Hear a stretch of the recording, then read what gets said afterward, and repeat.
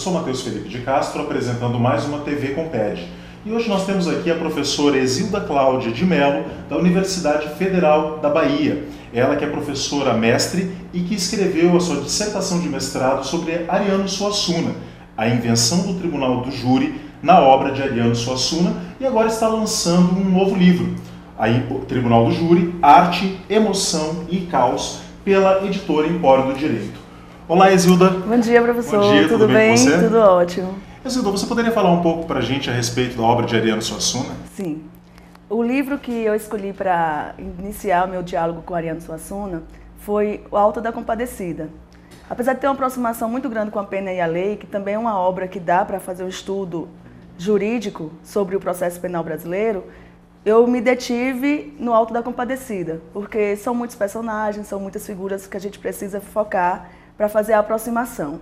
Então, eu parti da obra, propriamente dita, porque gostava muito, inclusive, da leitura do Ariano Suassuna, que a gente, de certa forma, tem uma proximidade com ele muito grande, porque a obra dele se transformou, inclusive, em filme, né? Mas, inicialmente, o Auto da Compadecida é a primeira obra nordestina a estrear no Teatro do Eixo Rio-São Paulo.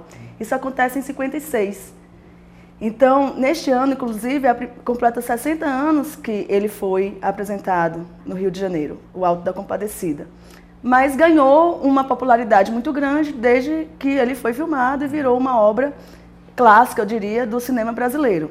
Só que o Ariano tem uma coisa muito característica, que é ele trazer os personagens do universo nordestino, né? Ele aproxima isso muito de todos os papéis sociais, que eu diria, que começam no Nordeste, mas que repercute, inclusive, no todo o social.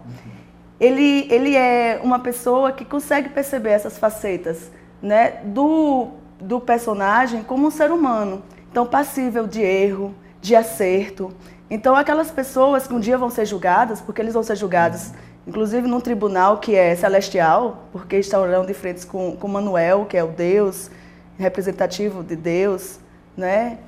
Ele que é o juiz, inclusive, da obra dele, é ele quem vai decidir se ele merece a condenação ou a absolvição daqueles personagens.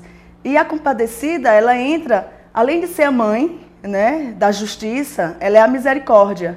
Ela é a mãe da justiça porque ela é a mãe de Deus, feito homem, que é Jesus, numa perspectiva teológica, né? Mas a justiça, ela tem uma mãe que é a misericórdia. Então, a misericórdia, como a Compadecida, ela é sempre tendente a entender os erros. Então, Chicó, por que ele mente? João Grilo, por que eles mentem? Por que a mulher do padeiro, ela tem uma forma de se relacionar com o marido que nós teríamos dito como fora do padrão, inclusive numa sociedade masculina, machista, que não entende essa forma dessa mulher se relacionar com outros homens, né? Não existe, inclusive, o termo corna. É como se fosse normal o homem, né, trair, vamos dizer assim, nesse termo. E aí ela é uma figura emblemática porque ela é uma mulher que trai. Então ela, de certa forma, é culpada, até culturalmente, não só numa perspectiva jurídica, que inclusive nós já tivemos leis tratando do adultério, né? E isso sendo culpabilizado no direito civil, sendo motivo, inclusive, do término do casamento, do divórcio, e são as mulheres que foram punidas. Então, de certa forma, o que é que a gente percebe? Que dá para fazer um link com várias questões jurídicas. Os crimes que essas pessoas fizeram, que aí você vai ter o sacristão, o padre, que eles são gananciosos, interesseiros, eles têm um lado humano, que aí eu me aproximo, inclusive, de uma leitura filosófica, trago Nietzsche, para fazer aquela coisa do demasiadamente humano, que são essas pessoas que acertam, que erram. Mas a misericórdia entra para dizer o quê?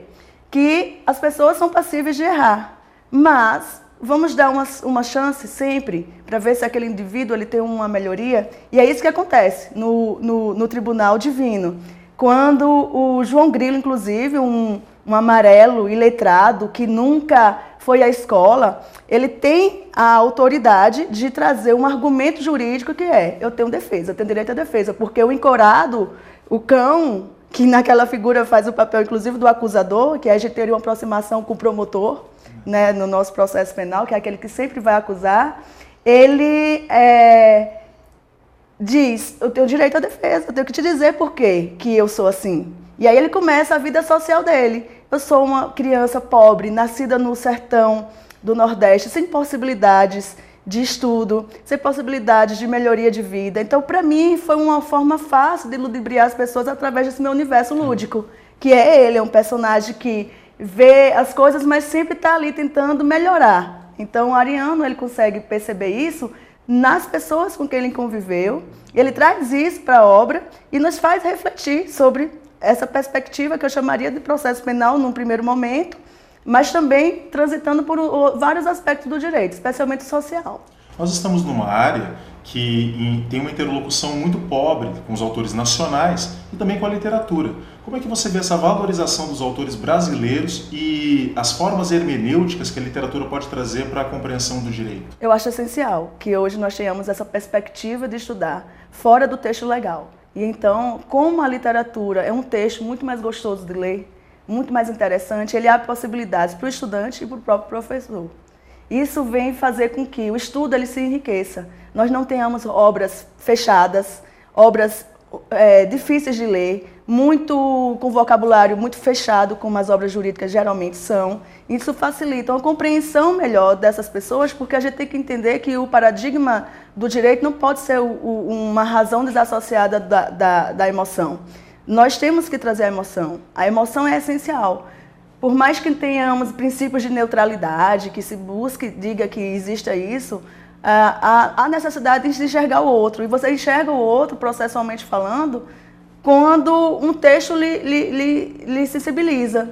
Então, todas as histórias, elas viram palavras, sejam histórias contadas por um advogado, contadas pelo Ministério Público, sentenciadas por um juiz, elas viram palavras, ou numa vertente de tribunal do júri, elas viram palavras orais, que não deixa de ser um espetáculo.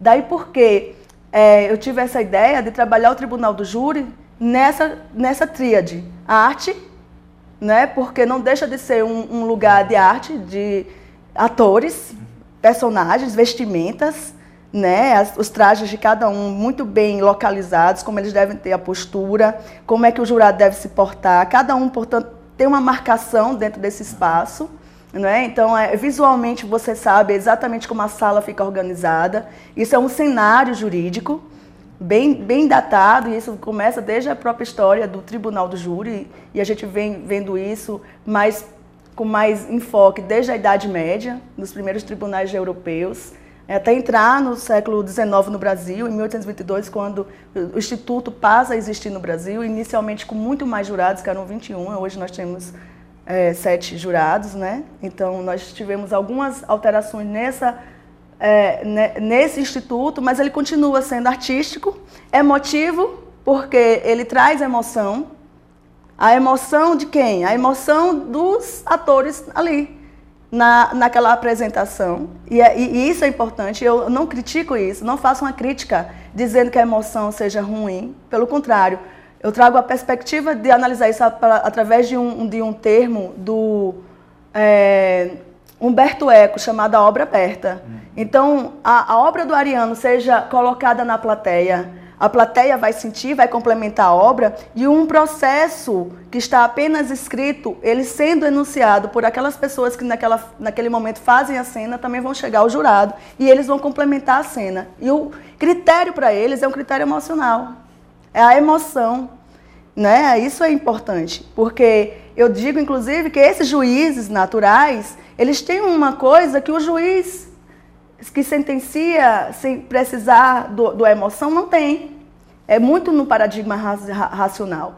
Só que a própria neurociência, ela já mostra a necessidade cientificamente a gente perceber as emoções em tudo. Então a emoção é essencial. O Damasio faz isso, por exemplo, o Antônio Damasio, naquela obra que ele coloca exatamente o erro de Descartes, que é só pensar, logo existe, mas sentir também. Não é só pensar, é sentir também. Então a gente tem um paradigma que desassociou a razão da emoção desde o século XIX, e a gente vem com isso dentro do direito. E aí o segundo, eu diria, momento da obra é essa, a análise da emoção, e o caos, porque nós nunca vamos saber o que vai dar, né? Então, dentro de uma perspectiva jurídica, tudo é caos. É um texto que eu trabalho a partir do Prigogine, do Gleick. Aqui no Brasil nós temos um trabalho na PUC, né, do Rio Grande do Sul, que o professor Ricardo Aroni já iniciou com o Direito Civil Constitucional, mas na perspectiva penal acredito que seja um estudo ainda introdutório, esse do Tribunal do Júri que eu fiz nessa compreensão, pegando essa vertente, né, do caos, mas entendendo o direito como um processo caótico. E o que é o caos, né? O caos, nessa aproximação com esses autores das ciências científicas, que não só jurídicas, mas das ciências físicas, químicas, o caos é um lugar que você não tem nunca certeza. O direito trabalha no paradigma da certeza, da segurança jurídica, mas nada na vida é seguro. Nada. Então a gente, assim, trabalha tentando conduzir a um pensamento racional de segurança, quando na verdade é emoção e insegurança. Nós somos inseguros até na nossa própria existência pessoal. Hoje, por exemplo, a gente sai de casa e não sabe o que acontece, né? Qualquer um de nós. Então, assim, é caótico, Por quê? Porque você não sabe sequer uma resposta. Você está ali esperando que a coisa aconteça. Vamos dizer, a pilha de processo, um assessor altera aquela pilha de processo, o processo que estava embaixo passou para ficar em cima, ele vai ser julgado hoje e o outro que estava em cima não vai ser julgado, por exemplo. Isso é caos. É uma coisa tudo pode interferir. As emoções do juiz naquele dia, que ele saiu de casa, aconteceu vários problemas com ele, tudo isso é dentro de uma perspectiva que você não tem segurança do que é. Por causa que o dia a dia é assim, da incerteza, no paradigma da incerteza. Então eu trabalho esses 3 momentos, arte, emoção e caos, para analisar a instituição do Tribunal do Júri. E é isso que eu fiz. Sem dúvida será uma leitura muito instigante. Eu espero. Parabéns, Exilda, pela sua muito publicação. Muito obrigada. E eu queria inclusive agradecer os meus prefaciadores e pós-faciadores, né? A apresentação do Alexandre Pagliarini, e foi uma apresentação que eu gostei muito, porque ele trouxe coisas, inclusive, do dia da minha defesa do mestrado, porque o livro originou a partir da dissertação. O Alexandre Moraja Rosa, que esteve na minha banca do mestrado, ele era o convidado externo, e ele que fez o pós-fácil, fez uma aproximação já com Vará, né? Porque a gente não pode perder as bases teóricas que iniciaram esse estudo do direito e arte no Brasil. Então, a gente deve muito a Vará, então essa aproximação existe. E também o Paulo Ferreira da Cunha, que é um português que hoje praticamente está radicado no Brasil, né? É um dos autores, talvez hoje na atualidade, que mais escreve. O Paulo tem mais de 100 livros publicados e ele tem um trabalho que é muito interessante, porque a perspectiva dele é artística. Ele pode escrever sobre constitucional, sobre filosofia, ele vai escrever sobre a perspectiva da arte. Ele não deixa a arte fora. Então nós podemos fazer isso nos nossos textos. Nós não precisamos deixar a arte fora. Qualquer que seja a temática, por mais complexa que ela seja, mais legal que ela seja, dá para a gente trabalhar. Então, nessa contribuição de perceber que a arte pode ser analisada dentro do direito. Sem dúvida, fica o convite. Fica. Muito obrigado, Exilda. Muito obrigada a você. Boa sorte nas suas pesquisas. Tá certo.